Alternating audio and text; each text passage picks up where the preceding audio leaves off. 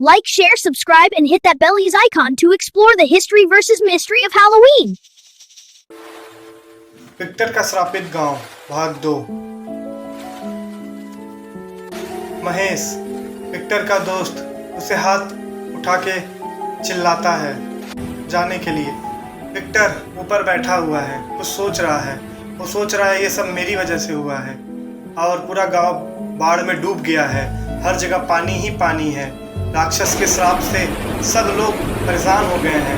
पूरे गांव में बाढ़ ही बाढ़ है, सब कुछ डूब रहा है। इधर विक्टर की बहन भी आ गई है।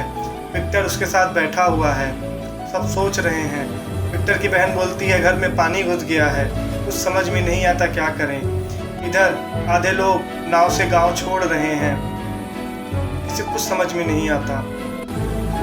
और विक्टर बोलता है अपनी बहन से, मैं इसके लिए कुछ करता हूँ, मुझे कुछ करना पड़ेगा। विक्टर अपने पापा के पास जाता है और इस श्राप के लिए कुछ बोलता है। इधर विक्टर की बहन भी अकेली बैठी हुई है, उसे कुछ समझ में नहीं आता विक्टर कब आएगा, कहाँ गया।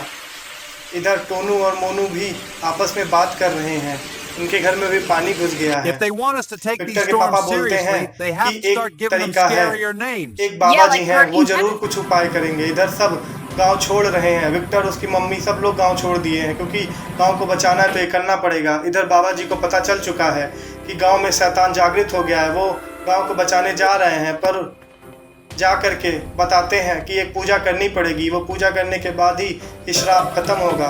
इधर पूजा गांव वाले शुरू करते हैं बाहर जा करके और पूजा शुरू हो जाती है। सभी बारिश देवता खुश करने के लिए नाच रहे हैं, गा रहे हैं, झूम रहे हैं। और जैसे ही औरत जाती है बारिश शुरू हो जाती है, दीपक जल जाते हैं, बरसात देव खुश हो जाते हैं और तुरंत ही बरसात के देव और उस राक्षस में युद्ध शुरू हो जाता है।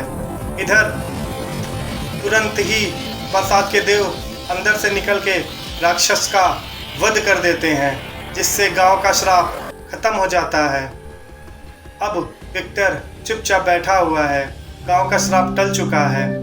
ये जो बारिश है, ये बारिश श्राप की नहीं मौसम की है। विक्टर ये सोच रहा है।